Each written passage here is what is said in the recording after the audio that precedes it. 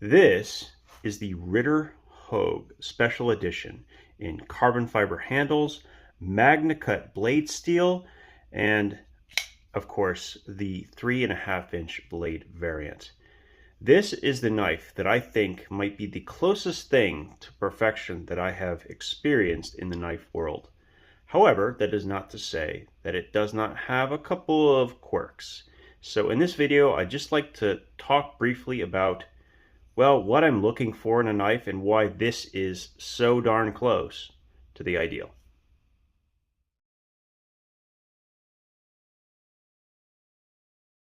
So let's start with some stats. So this is the first time we're taking a look at the knife on camera. The blade length is just under 3.5 inches, and the overall length of the knife when closed is just around 4 3/4 inches. It is a nice contoured handle, and this one is done in carbon fiber. It has a deep carry pocket clip, a really nice shape, in fact, that I like quite a bit, and it uses a crossbar style lock.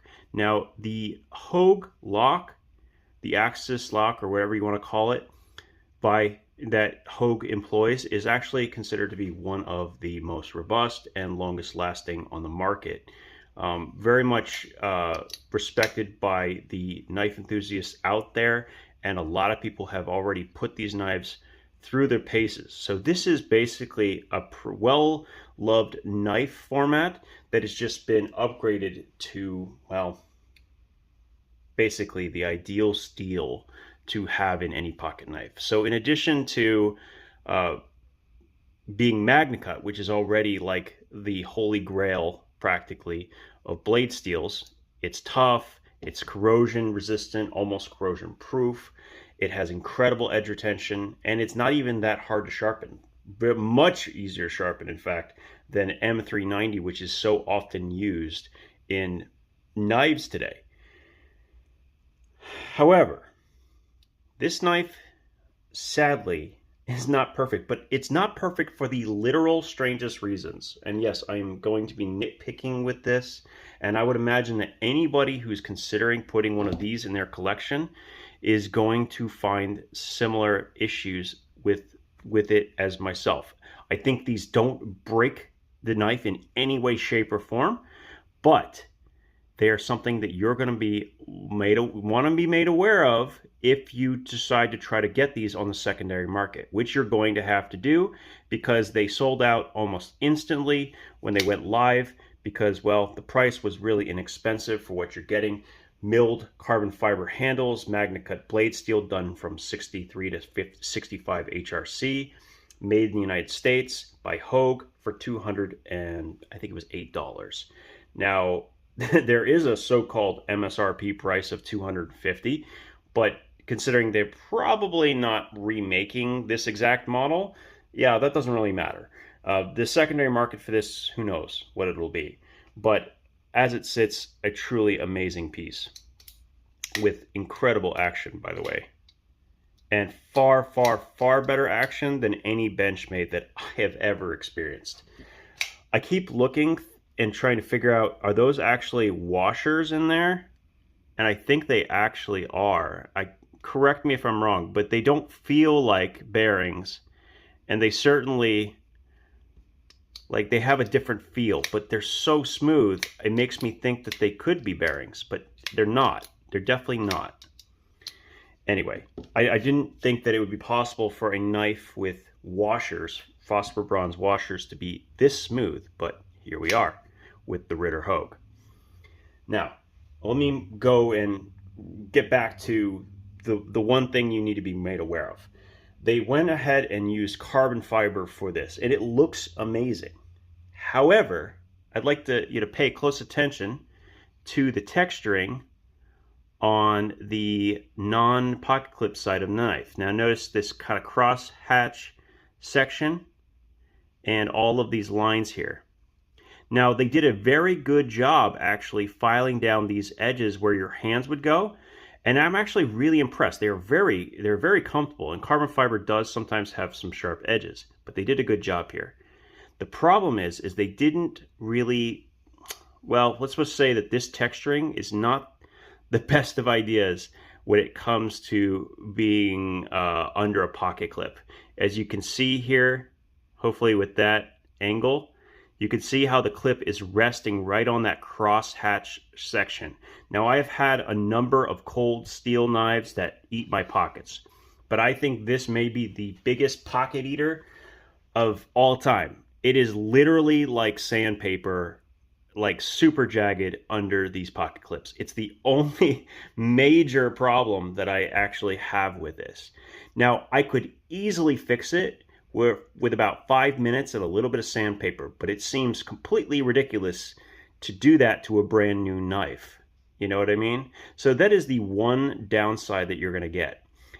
There is a minor one as well. Now, they got all of these edges nicely knocked down. The one space they missed is the inside of the lock bar. And the reason that matters is when you go to pull it back and it slides forward with the spring action, your finger or any part of the fat of your finger can actually get pinched between this really, really nice lock bar piece and the very sharp carbon fiber frame.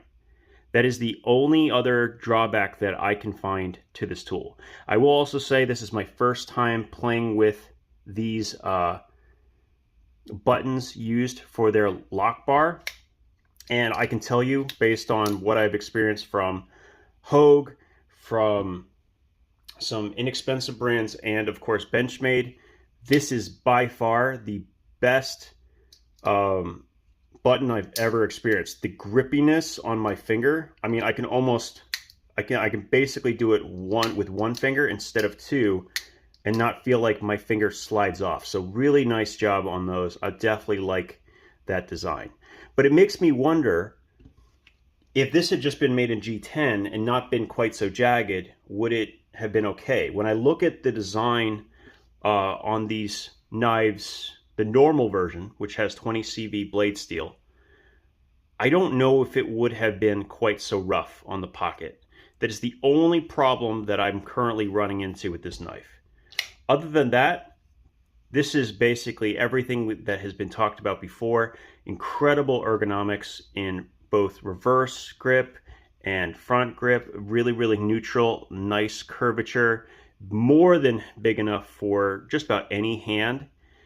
And they did some other details that are just so brilliant. Like, if you look right here, where the blade ends, it curves instead of coming to a point. Now, I never noticed this on a blade before that wasn't just like accidentally knocked down, but it doesn't feel like this is something that was, you know, missed. This was on purpose. Maybe someone else can confirm. But what I like about it is it means if you're pulling through fibrous materials, you're less likely to get bound up right at that point or in this slot, and it'll roll out or pull out much easier. A nice little small feature that I just really, really like about this. The jimping is really nice and shallow and nicely cut down, so it's not rough on your fingers. So they did a lot of things right with this knife. It was just not unexpected, because pretty much everyone I've talked to who has handled a Ritter Hogue has loved theirs. The only thing hurting it right now is the fact that they went with the carbon fiber scales, which are incredibly rough right under the pocket clip, and in the area of the slide bar, they can pinch your fingers, and it's sharp enough that now I have enough callus, I think, on my thumb, it's not an issue. I just feel a little bit of tugging on my finger, but I think for some people this actually could theoretically cut them if they have relatively soft thumbs. And yeah, that's pretty much all that you could say negative about this. What I will say is also one other thing about this knife. Let me just pull out a piece of paper. This may very well be the single sharpest knife from a production company that I have ever experienced. It is so insanely sharp. I can't even...